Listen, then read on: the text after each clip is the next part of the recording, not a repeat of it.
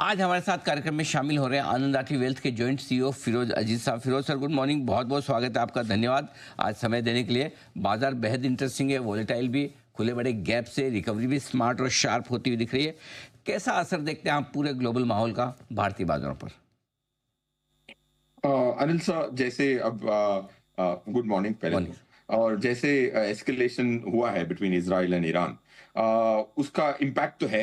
Of course crude oil prices are high, fiscal deficit बड़ी मान मुसीबत से कंट्रोल में आई थी। अगर ये एस्केलेशन ज्यादा दिन चलता है तो of course there is going to be some pressure. But अच्छी बात यह है कि 2019 से हमने ईरान से ऑयल इंपोर्ट करना बंद कर दिया जब से यूएस ने सैंक्शन डाला था।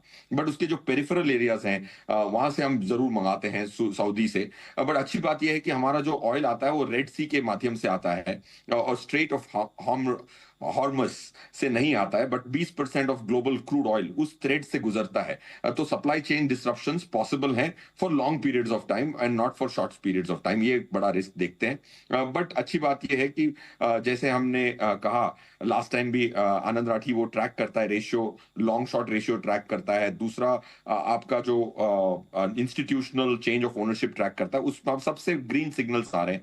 कल एफआई की लॉन्ग पोजीशन सिर्फ 22% थी, इसीलिए रिकवरी देखने को मिल रही है। Point one.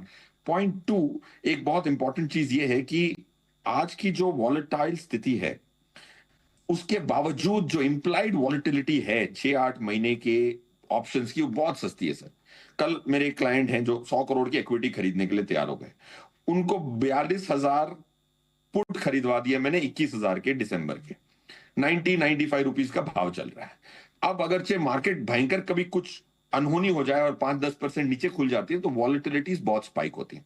So the point I am trying to get to is the kind of volatility which can be expected, but options are not pricing them, तो बड़े सस्ते मिल रहे हैं।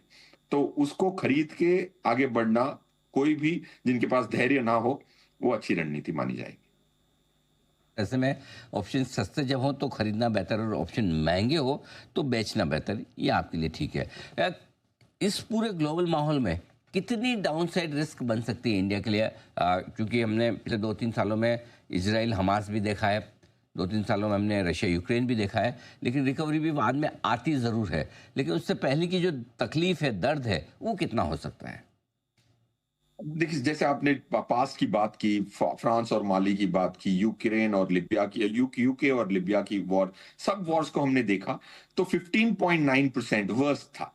From the date of war शुरू हुई उससे trough 15.9% की fall दिखाता है इन दैट स्पेसिफिक मार्केट। और ग्लोबल मार्केट में अगर यूएस मार्केट देखें तो 9% की फॉल दिखाती है यूएस मार्केट, अगर कहीं और भी टेंशन होता है तो। ये दो बैरोमीटर्स मानूं। सो अगर इंडिया की बात करें अनिल साहब, मेरे हिसाब से एक तो 5-7% की गिरावट से ज्यादा नहीं होनी चाहिए, मेरा यह मानना है। अगरचे उससे हो जाए तो वहां मार्केट ज्यादा दिन नहीं टिकेगी। That's I think. उसके भले ही 22,000 दिखा दे, बट अगर वो 15 दिन की बात है तो मैं सब्र कर लूंगा, इन्वेस्टर हूं, ट्रेडर तो हूं नहीं। बट अगर 22,000 दिखा के 6 महीने वहां टाइम पास करेगी तो ज्यादा, वो 22,000 is a far more scarier 22,000 than a momentary 22,000। So 5-7% maximum falls which can last, but anything more than that will give you very steep rebounds. And इसीलिए मैं बुलिश रहा हूं। और मार्केट भी इतनी रिबाउंड्स इसीलिए दे रही है क्योंकि 6 लाख करोड़ इक्विटी मार्केट में डीआईआई ने खरीदा।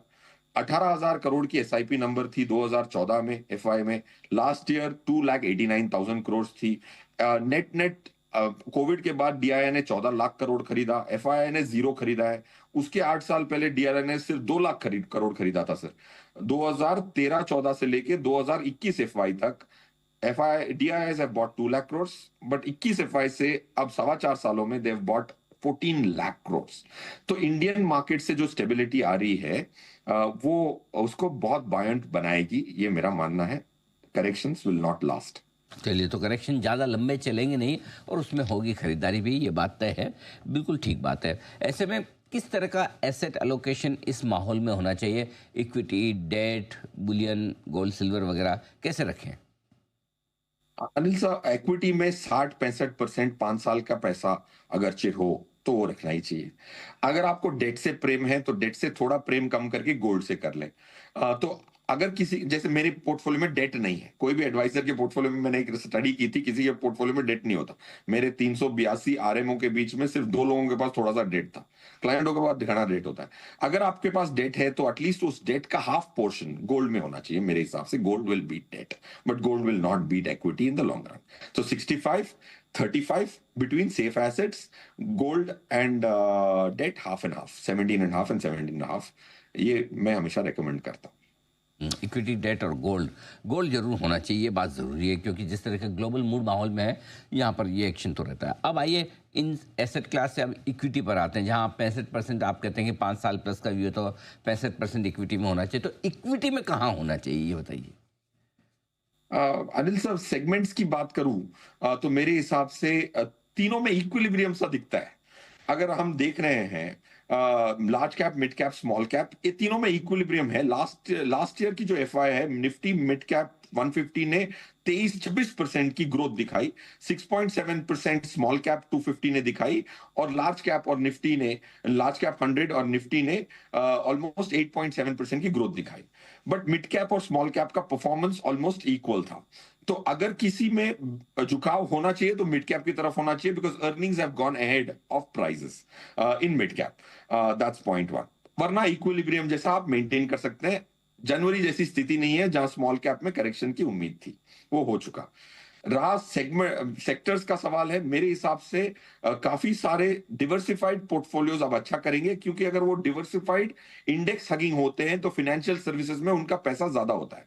और जैसे ही रेपो रेट और इतनी लिक्विडिटी इंफ्यूज की जा रही है, मेरे हिसाब से नेट इंटरेस्ट मार्जिन पे थोड़ा ऑफ कोर्स प्रेशर भी पड़ सकता है, but I think medium term में बहुत फायदा होगा बैंक्स एंड फाइनेंशियल सर्विसेज, जिसकी वेटेज ऑलमोस्ट 31% है निफ्टी में। So diversified funds will do well. You don't have to run after sectorial funds any more. और एक ही सेक्टर है, कैपिटल मार्केट वाला सेक्टर जो है, वो निफ्टी कैपिटल मार्केट मार्च से रेकमेंड करने लगे, उसके बाद 40% ऊपर है, क्योंकि BSC as a stock has done very well. But I think अगर 5 साल की आपकी उम्मीद है तो Nifty capital market index can beat Nifty by 5% per annum is the expectation. One small disclaimer, Anil sir, we are also Anand Rathi Wealth Limited is a part of that index with a 2.6-2.7% weight. Okay, perfect, बिल्कुल ठीक बात है। अब आइए sectors के लिहाज से जानता हूँ, कौन कौन से सेक्टर्स आपको पसंद आ रहे हैं इस वक्त। सर, मेरा तो एक ही सेक्टर रहा है, financial services one. I think auto का पेन थोड़े सालों में, थोड़े 1-2 क्वार्टर में खत्म होगा। आईटी मेरे हिसाब से कॉन्ट्रेरियन बेट होगा, बट आईटी 2 साल के लिए Nifty IT can beat Nifty by 4%। ये 3 सेक्टर्स हैं। ऑटो थोड़ी देर रुक के, फाइनेंशियल सर्विसेज और आईटी में फंड मैनेजर्स जिनसे हम हमारी बात होती है और हम भी जो एनालिसिस करते हैं, जैसे हमने एनालिसिस की, स्मॉल कैप स्टॉक्स जो हैं 250 स्टॉक हैं, उसमें से 213 स्टॉक हैं जिन्होंने 3 साल लिस्टिंग के कंप्लीट कर लिया। उन पे हमने बड़ी स्टडी की, उनकी फ्री फ्लोट की स्टडी की, उनके बहुत सारे variables, risk, return, downside capture, ये सब किया। तो फाइनेंशियल सर्विसेज एंड आईटी के जो स्टॉक्स हैं वो उभर के सामने आते हैं, even in the NSC small cap 250। Okay, perfect. तो ये आपके लिए सेक्टर्स में फिनेंशियल सर्विसेज और आईटी 2 सेक्टर्स पर काफ़ी बुलिश है। फिरोज सर, बहुत बहुत धन्यवाद, आपका समय दिया, आपने विस्तार से बाजार के डायरेक्शन पर बातचीत की, बहुत बहुत आभार आपका। जल्दी आपसे फिर होगी मुलाकात। इस बीच 200 पॉइंट नीचे निफ्टी है।